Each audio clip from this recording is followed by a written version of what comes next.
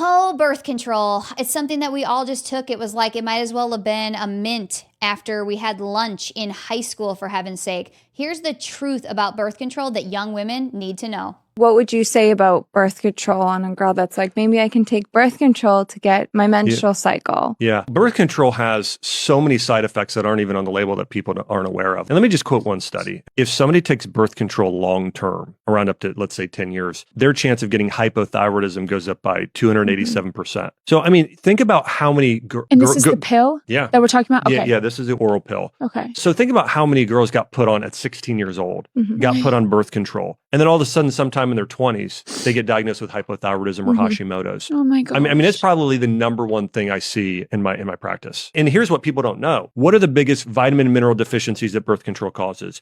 B1, B2, B3, B6, B9, B12, selenium, zinc, and good bacteria. So your body becomes so depleted of nutrients when you take birth control. And that's not something, that's why every medication depletes your body of some sort of vitamin and mineral. Some it's 1 or 2, like birth control, it's over 10. And those are the exact nutrients that your body needs for a process called methylation. It's a genetic variant that some people have. A lot of people, actually 40%. And so if those women took birth control and then also had this gene, their body is going to be so depleted that they will end up with hypothyroidism.